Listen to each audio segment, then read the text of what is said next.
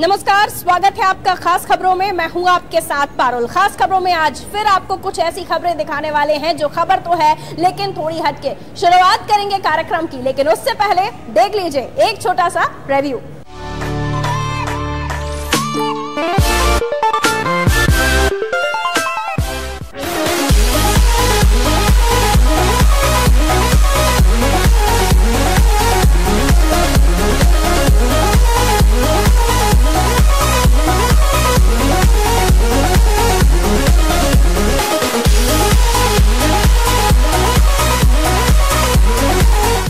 खास खबरों की शुरुआत में हम सबसे पहले ले आए हैं आपको राजधानी के आशिमा मॉल में, और यहीं से होगी कार्यक्रम की शुरुआत। और शुरुआत में सबसे पहले आपको एक रिपोर्ट दिखाएंगे जिसमें होगा भगवान राम का नाम। जी हाँ, आपने पत्थरों के बारे में तो सुना ही होगा जिन पत्थरों पर भगवान राम का नाम लिखा है, और वो पत्थर तैरते हैं, डूबते नहीं हैं। एक ऐसी ही जगह हम आपको लिए चलते हैं जहाँ पर पत्थर हैं, तैर रहे हैं, डूब नहीं रहे।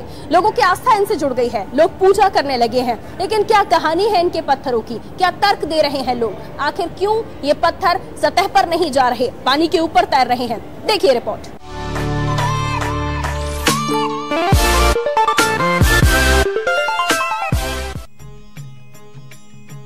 आज बात उन पत्थरों की जिस पर लिखा है राम का नाम, और ये पत्थर आजाद है पानी की सतह पर तैरने के लिए। चौंक गए ना ये सुनकर, लेकिन ये सच है। मध्य प्रदेश के गांव में इन दिनों पत्थर तैरने की अजीबोगरीब घटना चर्चा का विषय बनी हुई है। और हो भी क्यों ना, वाकई पत्थरों को तैरते हुए देखना बहुत बड़ी बात है। इस युग में इस तरह की अविश्वसनीय घटना को देखने के लिए लोगों की भीड़ लग रही है। इतना ही नहीं, देखते ही देखते लोगों ने तो इन पत्थरों की पूजा करना भी शुरू कर दिया है। गंज बासोदा से 13 किलोमीटर दूर गांव नोधई से होकर गुजरी बेतवा नदी के पास ही स्थित है सतधारेश्वर शिव मंदिर। मंदिर के महंत गंगादास जी को स्नान के दौरान नदी में तैरते हुए 2 पत्थर दिखाई दिए, जिन्हें महंत जी ने नदी से निकालकर मंदिर लेकर आ गए। यहाँ उन्होंने एक बड़े से बर्तन में पानी भरकर दोनों पत्थर उसमें डाल दिए, और पत्थरों को तैरता देख महंत जी भी आश्चर्य में पड़ गए। वो पत्थर यहाँ भी पानी की सतह पर तैर रहे थे। उन्हें कई बार डुबाने की कोशिश की गई, लेकिन पत्थर पानी में नहीं डूबे। इन पानी में तैरते पत्थरों की खबर लगते ही मंदिर में लोगों की भीड़ जुटने लगी, और सभी लोगों ने इन पत्थरों को राम सेतु का पत्थर मानकर उनकी पूजा करने लगे। मंदिर के महंत ने बताया कि ये भगवान शिव की कृपा है, और निश्चित तौर पर ही नल और नील द्वारा राम सेतु में इस्तेमाल किए गए पत्थर हैं, जिन पर श्री राम अंकित है। जिस मंदिर के पास नदी में ये पत्थर मिले, उस मंदिर की भी दिलचस्प कहानी है। इस प्राचीन मंदिर में स्थापित शिवलिंग स्वयंभू है। ग्रामीणों ने बताया है कि शिवलिंग 2 भागों में बटा हुआ है, और लगातार इसका आकार बढ़ता जा रहा है। मैं इस वक्त नोधई ग्राम में मौजूद हूँ। नोधई का यहाँ ये प्रसिद्ध शिव मंदिर है। सतधारा नदी है पीछे, सतधारा मंदिर के नाम से जानते हैं। मंदिर के महंत हमारे साथ हैं। उनको ये 2 दिन पहले ये पत्थर मिले हैं। बेतवा नदी है पीछे से होकर गुजरी है, मंदिर के पीछे से ये नदी गुजरी। उस मंदिर इस नदी में ये महाराज को ये पत्थर मिले हैं। ये बताते हैं कि राम सेतु के पत्थर हैं। सेम वही पत्थर ये देखने को मिल रहे हैं जिस तरह के राम सेतु बनाने में उपयोग किए गए, जो पानी में डूबते नहीं है। महाराज ये कहाँ से मिले आपको, किस तरह के पत्थर है, थोड़ा बताएं। ये बेतवा जी से प्राप्त हुए। सुबह ब्रह्म मुहूर्त के टाइम में स्नान ध्यान करने के टाइम पे अद्भुत तरीके से बहते हुए चले आ रहे थे, तो हमको अचंभव लगा कि आखिर ये है क्या। तो हमने उठा कर देखे तो पत्थर निकले। तो भगवान की ऐसी असीम कृपा हुई कि हमारे हाथों से भी यहाँ पर विराजमान हुए। तो ये पत्थर जो है ये राम नाम लिखा हुआ है। हाँ, राम नाम के थोड़ो इसमें है, आप देख सकते हैं। जी जी। तो ये मैं कैमरामैन से कहूँगा ये बताएं, राम लिखा हुआ है इस पर बाकायदा। ये देखिए राम शब्द इसमें साफ दिखाई दे रहे हैं, इसमें उकेरे हुए हैं पत्थर में, ये राम के शब्द हैं। ये पत्थर डूबता नहीं है महाराज। ये पत्थर डूबता नहीं है जी। कितना ही डुबोइए आप, डूबेगा नहीं। आप कहें कि इसमें वजन नहीं, तो आप खुद देख सकते हैं काफी वजन है जी, वजन काफी है।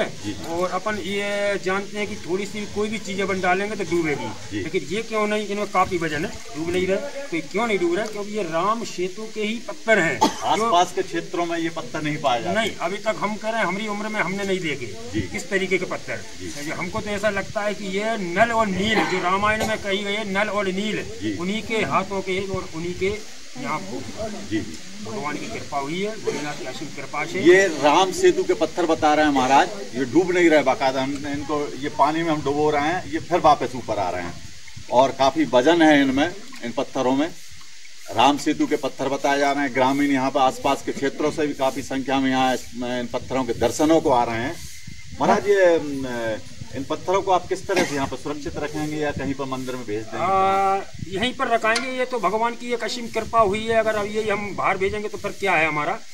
असीम कृपा से भगवान की जब मिला तो ये इनके लिए अलग ही व्यवस्था होगी, या मंदिर स्थापित होगा या कुंड बनेगा, कुंड में इनके लिए ऐसा भी ऐसा कह रहा है। ये चमत्कार मानते हैं कि यह कोई वैज्ञानिक आधार है, क्या है? ये अद्भुत चमत्कार है जी, वैज्ञानिक, ये अद्भुत चमत्कार है और साक्षात जो राम सेतु का ही पत्थर है। इसमें कोई बनावट नहीं, किसी कासनी नहीं, लेकिन भगवान की कृपा से साक्षात रामेश्वरी ही पत्थर है ये, जो राम सेतु जिस मंदिर में ये पत्थर यहाँ मौजूद है उस मंदिर का भी यहाँ का इतिहास है, किदवंतियाँ हैं।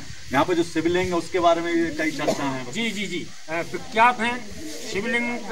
आज इस क्षेत्र में जो नौवई है, इसमें आज बुजुर्ग लोग हैं, उनने देखे कि बीच में छोटे से आकार में 1 फीट की आकार में शिवलिंग थी, तो बीच में से पट्टी हुई थी।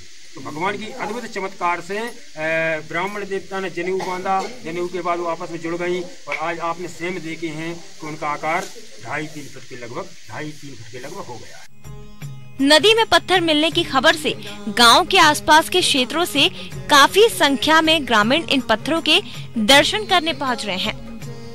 अनादि टीवी के लिए मनोज श्रीवास्तव की रिपोर्ट।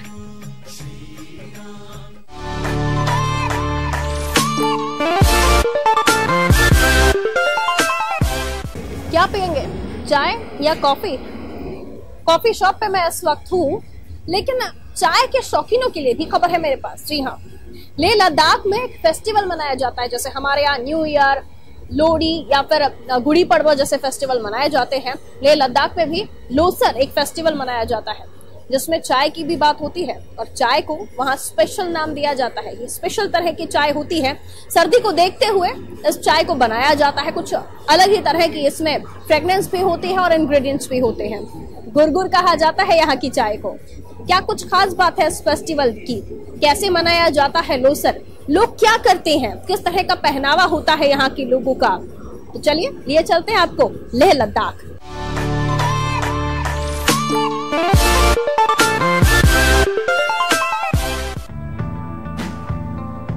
हमारा भारत देश प्राचीन परंपराओं, कला और संस्कृति के लिए जाना जाता है। देश के हर एक प्रदेश में एक अलग ही संस्कृति देखने को मिलती है। यूं तो देश में नए साल के स्वागत के रूप में मनाए जाने वाले त्योहार बैसाखी, गुड़ी पड़वा, पोंगल और लोहड़ी के बारे में हम सभी जानते हैं, लेकिन आज हम आपको बताने जा रहे हैं नए साल के स्वागत में मनाए जाने वाले एक ऐसे ही फेस्टिवल, लोसर फेस्टिवल के बारे में, जो लेह लद्दाख में मनाया जाता है। लोसर यहाँ मनाए जाने वाले खास फेस्टिवल्स में से एक है। तिब्बत, नेपाल और भूटान में भी इसे बड़ी ही धूमधाम से सेलिब्रेट किया जाता है। नए साल के जश्न में मनाए जाने वाले इस त्योहार में बड़ी तादाद में देश विदेश के टूरिस्ट हिस्सा लेते हैं। इस फेस्टिवल के दौरान लद्दाखी अपने धार्मिक स्थलों या फिर गोम्पा में अपने देवताओं को चढ़ावा चढ़ाते हैं। 15 दिनों तक मनाए जाने वाले इस महोत्सव में कई तरह के सांस्कृतिक कार्यक्रम, पारंपरिक प्रदर्शनी और पुराने रीति रिवाजों का प्रदर्शन किया जाता है।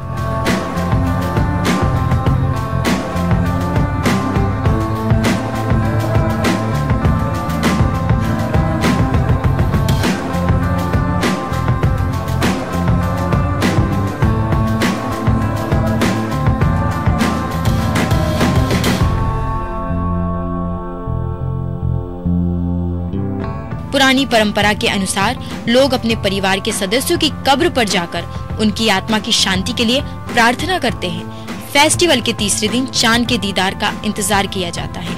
इस फेस्टिवल में एक चीज जो देखने वाली है वो है यहाँ का नृत्य और संगीत, जो लोगों को अपनी ओर आकर्षित करता है। लोसर फेस्टिवल देश के योलमो, शेरपा, तमांग, गुरुंग और भूटिया समुदाय के लोग मनाते हैं।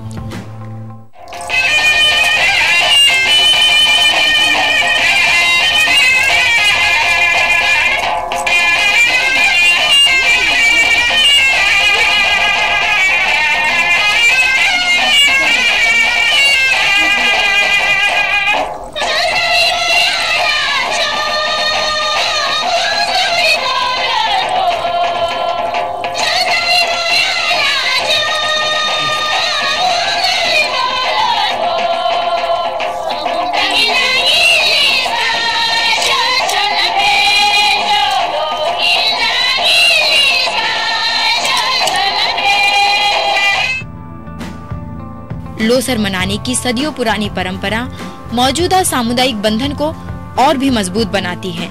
साथ ही हिमालय क्षेत्र में बसे लद्दाख वासियों के जीवन में खुशियों की दस्तक देती है। इस फेस्टिवल के साथ ही आज हम आपको लेह लद्दाख के लोगों की जीवन शैली के बारे में भी बताएंगे कि कैसे इतने कम टेम्परेचर में यहाँ के निवासी अपना जीवन जीते हैं। यहाँ टेम्परेचर 0 से नीचे चला जाता है। ऐसे में यहाँ की पारंपरिक चाय, जिसे गुरगुर कहा जाता है, ठंड से बचाव के साथ ही इसका स्वाद भी दुगना कर देती है। यहाँ खाना बनाने के लिए भी खास मशीन का इस्तेमाल किया जाता है, जिसे थाप कहते हैं। इसका साइज काफी बड़ा होता है। बुखारी इसी तरह की एक छोटी मशीन होती है। इनका इस्तेमाल खाना बनाने, आग सेकने के साथ ही और भी कई तरह के कामों के लिए किया जाता है। लेह लद्दाख में माने पर पूजा की जाती है। माने के अंदर कागज पर लिखे मंत्र डाले जाते हैं। इन लोगों का मानना है कि माला जपकर मंत्रोच्चार करने से ईश्वर की कृपा मिलती है। वही लाभ माने पर पूजा करने से भी मिलता है। लोसर के इस खास मौके पर 1000 साल पुराना जबरो डांस किया जाता है। इस डांस के लिए पारंपरिक वेशभूषा पहनी जाती है, जिसमें सर की टोपी, शंख से बनी चूड़ियां, गले में बड़ा सा लॉकेट, कमर बेल्ट, भेड़ के ऊन से बनी जैकेट, जूती और परांदे का इस्तेमाल किया जाता है। इसका अर्थ ये है कि ये लोग गाय बैल चराने के लिए पहाड़ियों पे जाते हैं। वहाँ खेती बाड़ी नहीं होते हैं, वहाँ और रहने के लिए कमरे भी नहीं होते हैं। वह एक दूसरी जगह पे भेड़ बकरियां चराने ले जाते हैं, याक चराने ले जाते हैं। चराने के बाद वापस जब शाम को घर अपने टेंट में आ जाते हैं तो दूध वगैरह निकालने के बाद शाम को आग जलाते हैं। तो जितने भी लोग हैं वो जमा हो जाते हैं। फिर वहाँ अपने आप को भी गर्म करने के लिए ये नृत्य करते हैं, जबरो। तो इस जबरों में धुन जो बताते हैं वो दमन और सुरना का धुन है। इस डांस का मतलब है हम लोग सब मिल के चलो, कदम से कदम मिला के चलो, यहाँ हमारे कंधे से कंधे मिला के चलो, खुशियाँ मनाओ, सबको मिल के खुशियाँ मनाओ, ये है। लेह लद्दाख के निवासी आधुनिकता के दौर में भी अपनी परंपरा और सभ्यता से जुड़े हुए हैं। यही बात उन्हें एक अलग पहचान दिलाती है। लेह लद्दाख की परंपरा पर कैमरा पर्सन इरफान जैदी के साथ दीपक सिंह की खास रिपोर्ट।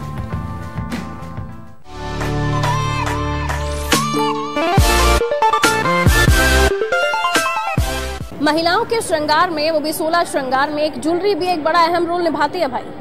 लेकिन क्या आपको पता है, जिस महिला की हम बात करते हैं, जिस महिला शक्ति के बारे में हम बात करते हैं, कई महिलाओं के बारे में कहा जाता है कि उन्हें मंदिर में नहीं जाने दिया जाता। आपने सुना होगा कई खबरों में भी जहां मंदिरों में महिलाओं की एंट्री बैन होती है।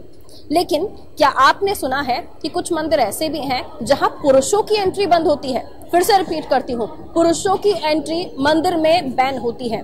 आज ऐसी ही जगह हम आपको लिए चलते हैं जहां महिलाएं जा सकती हैं लेकिन पुरुष नहीं जा सकते हैं। कौन सी है वो जगह? आखिर कौन से भगवान की पूजा यहाँ होती है? एक गांव है, लेकिन कहाँ? चलिए लिए चलते हैं।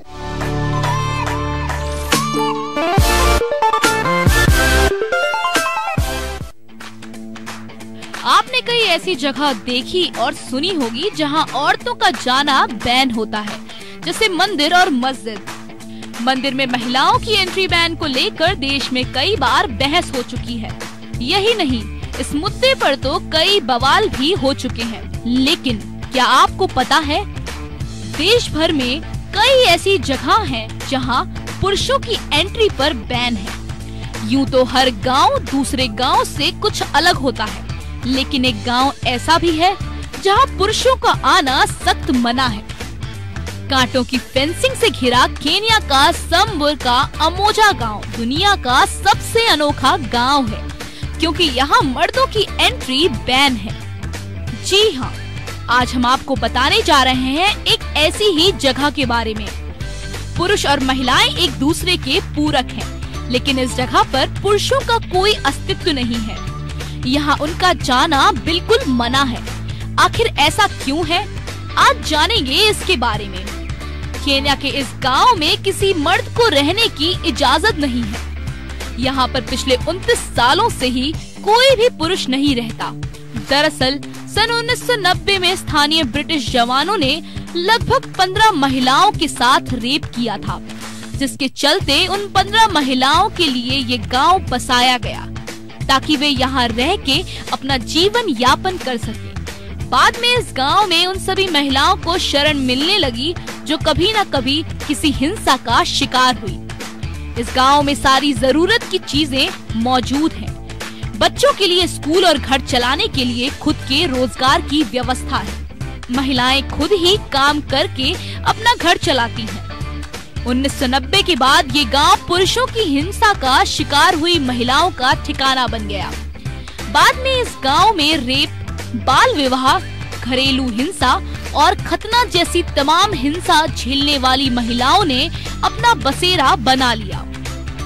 आज इस गांव में करीब 250 महिलाएं और बच्चे रह रहे हैं। गांव में महिलाएं स्कूल, कल्चरल सेंटर और संबरू नेशनल पार्क देखने आने वाले टूरिस्ट के लिए कैंपेन साइट चला रही हैं। इस गांव की अपनी वेबसाइट भी है। यहाँ रहने वाली महिलाएं गांव के फायदे के लिए पारंपरिक ज्वेलरी बनाकर बेचती हैं। साथ ही ये महिलाएं सफारी घूमने आने वाले टूरिस्ट को अपना गांव दिखाती हैं। इनसे एंट्रेंस गेट पर गांव की महिलाओं द्वारा एक एंट्री फीस ली जाती है, जिससे इस गांव का खर्चा चलता है।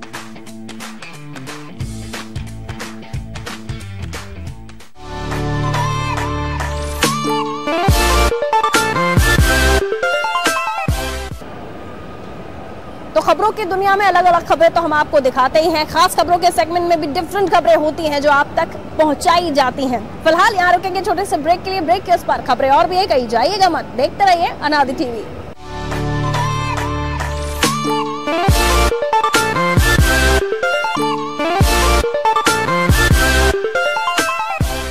Welcome back after the break. समुद्र, मंदिर और कहीं ऐसे गांव जहां आपको ले जाना आज जरूरी है। तो ब्रेक के बाद फिर से खबरों की शुरुआत, लेकिन उससे पहले एक बार फिर से देख लीजिए आज का छोटा सा प्रीव्यू।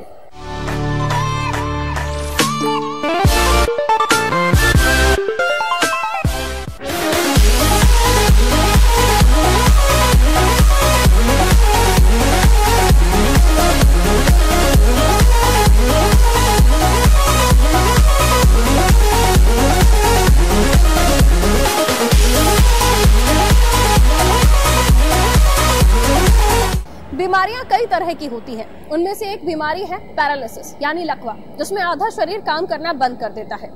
साइंटिस्ट इसके बारे में बात भी करते हैं, डॉक्टर इसका इलाज भी करते हैं, लेकिन चुटकी में इसको खत्म कर देना मुमकिन नहीं है। हम आपको एक ऐसी जगह लिए चलते हैं जहां लोग पहुंचते तो स्ट्रेचर पर हैं, लेकिन उसके बाद खड़े हो जाते हैं। कैसा इलाज होता है यहाँ पर, आखिर क्या कुछ ट्रीटमेंट दिया जाता है, क्या कहानी है एकदम से चमत्कारी इस ट्रीटमेंट की, देखिए रिपोर्ट।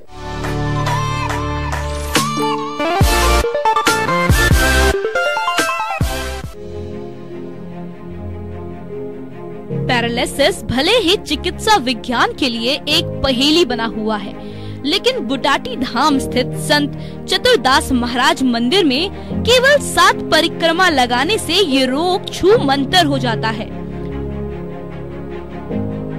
जी हाँ, ये सुनकर आपको यकीन नहीं होगा, लेकिन ये सच है कि गोद में या स्ट्रेचर पर लाए गए मरीज भी यहाँ अपने आप परिक्रमा लगाने लगते हैं। करीब 400 साल पुराने बुटाटी गांव में संत चतुरदास महाराज का जन्म हुआ था। चतुरदास महाराज आजीवन ब्रह्मचारी रहे और युवा अवस्था में हिमालय पर्वत पर जाकर कठिन तपस्या में लीन हो गए और कुछ सालों बाद वापस बुटाटी आ गए और यहाँ रहकर तपस्या और गौ सेवा करने लगे। कहा जाता है कि उन्होंने अपने हिस्से की जमीन दान देने की बात कही थी। गांव में केवल एक चबूतरे के निर्माण से शुरू हुआ बाबा की आस्था का केंद्र अब विशाल मंदिर बन चुका है। लकवा या पैरालिसिस में व्यक्ति के शरीर का एक हिस्सा जैसे एक हाथ, एक पैर या कोई अंग या पूरा शरीर हिलना बंद कर देता है और वो व्यक्ति ठीक से चलने फिरने में असमर्थ हो जाता है। वहीं जीभ पर लकवे का असर पड़ने से बोली भी स्पष्ट नहीं आती। बुटाटी धाम मंदिर में आकर केवल 7 दिन ठहरकर परिक्रमा लगाने से ये रोग दूर हो जाता है। बाबा का चमत्कार देखकर परिक्रमा लगाने के लिए देश के कोने कोने से लोग यहाँ आते हैं। यहाँ आने वाले लकवा रोगियों और उनके साथ आए परिजनों के ठहरने, बिस्तर और राशन का सामान संत चतुरदास महाराज मंदिर विकास समिति की ओर से निःशुल्क दिया जाता है। धाम पर कहीं भी पैसों का लालच नहीं चलता। यहाँ पहले आओ पहले पाओ के आधार पर अमीर गरीब सबको समान समझा जाता है। यहाँ कमरे, ट्राईसाइकिल, बिस्तर और बाकी सब सुविधाएं निःशुल्क दी जाती हैं। धाम पर देश के हर धर्म और जाति के लोग आते हैं। यहाँ लोग समान भाव से आकर परिक्रमा लगाते हैं। हर माह की एकादशी को मेले का सा माहौल रहता है। मंदिर विकास समिति मंदिर के विकास, गौशाला संचालन के साथ साथ गांव के विकास के लिए भी सदैव तत्पर रहती है।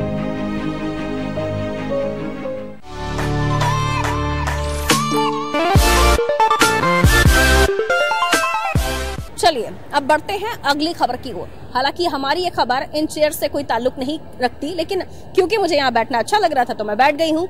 बढ़ते हैं अब खबर की ओर। बात करूंगी मैं चीन की। चीन जिसके बारे में कहा ही बहुत कुछ जाता है कि चीन से भी बहुत बड़ा है, लेकिन उसके इन्वेंशंस के बारे में अगर बात करें, उनके काम के बारे में अगर बात करें तो वो भी किसी से छुपा नहीं हुआ है।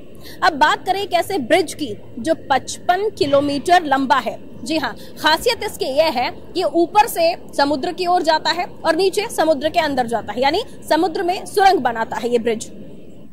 55 किलोमीटर लंबा ब्रिज है, 23 किलोमीटर समुद्र के ऊपर और बाकी का 7 किलोमीटर समुद्र के अंदर सुरंग बनाते हुए ये ब्रिज जा रहा है।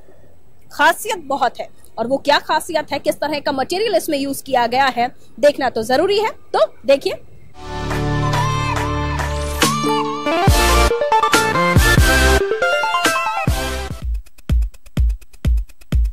चीन ने समुद्र पर दुनिया के सबसे लंबे हांगकांग, जुआई एंड मकाओ ब्रिज का निर्माण कर पूरी दुनिया के सामने इंजीनियरिंग का बेहतरीन नमूना पेश किया है। हांगकांग, जुआई एंड मकाओ ब्रिज नदी या समुद्र कहीं पर भी बना दुनिया का सबसे लंबा पुल है। ये नया सी ब्रिज साउथ चाइना सी पर पर्ल रिवर डेल्टा के पूर्वी और पश्चिमी शोर को जोड़ता है। जुहाई चीनी मेनलैंड पर बसा शहर है जो अब हांगकांग और मकाओ दोनों स्पेशल एडमिनिस्ट्रेटिव रीजन से जुड़ चुका है। चीन में समुद्र पर बने दुनिया के सबसे लंबे पुल का उद्घाटन अक्टूबर 2018 में चीनी राष्ट्रपति शी चिनफिंग ने किया था और उद्घाटन के दूसरे ही दिन इसे आम जनता के लिए खोल दिया गया। चीन में समुद्र पर बना ये पुल 55 किलोमीटर लंबा है। ये पुल 23 किलोमीटर समुद्र के ऊपर से और करीब 7 किलोमीटर समुद्र के नीचे सुरंग से गुजरता है। करीब 1475 अरब की लागत वाला ये पुल 9 साल में बनकर तैयार हुआ है। ये पुल पर्ल नदी के मुहाने पर बना है। इस पुल में 4 लाख टन स्टील का इस्तेमाल किया गया है, जो रिक्टर पैमाने पर 8 की तीव्रता वाले भूकंप को भी आसानी से झेल सकता है। ये पुल काफी वक्त भी बचाएगा। हांगकांग इंटरनेशनल एयरपोर्ट से जुहाई तक जाने में 3 घंटे का वक्त लगता था, जो अब घटकर 30 मिनट का रह गया है। हालांकि इस पुल की आलोचना करने वाले भी कम नहीं हैं। आलोचकों का कहना है कि इस पुल के जरिए चीन हांगकांग और मकाऊ पर अपने नियंत्रण का राजनीतिक संदेश देना चाहता है। इस पुल को बनाने में बहुत मेहनत लगी है। इसके लिए 6 साल तक प्लानिंग की गई। 8 साल पुल बनाने के लिए काम हुआ। इसे बनाने के दौरान एक अंडरग्राउंड सुरंग भी बनाई गई ताकि समुद्री जहाजों के रास्ते में रुकावट न आए। इसके अलावा 625 मीटर क्षेत्रफल वाला एक नकली द्वीप भी समुद्र के बीच बनाया गया ताकि आसानी से पुल बन सके। इस पुल के जरिए चीन से सामान हांगकांग एयरपोर्ट बहुत आसानी से ले जाया जा सकता है, जहां से इस सामान को आसानी से दुनिया भर में भेजा जा सकेगा। बताते चले कि हांगकांग एयरपोर्ट माल ढुलाई के लिहाज से दुनिया का सबसे बड़ा एयरपोर्ट है। आपको बता दें कि चीन का ये सी ब्रिज भारत के सबसे बड़े सी ब्रिज बांद्रा वर्ली सी लिंक ब्रिज से करीब 10 गुना बड़ा है। भारत ने केवल तारों पर टिके इस 8 लेन के सी लिंक ब्रिज की कल्पना 90 के दशक में की थी।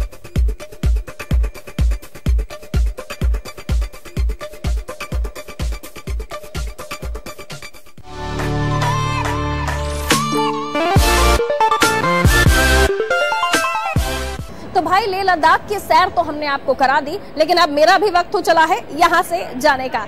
यानी खबरों के साथ साथ हमने आपको मॉल भी दिखा दिया और अब मैं जा रही हूँ इसी मॉल में शॉपिंग के लिए। तो मुझे दीजिए इजाजत, और खबरों के लिए आप देखते रहें अनादि टीवी।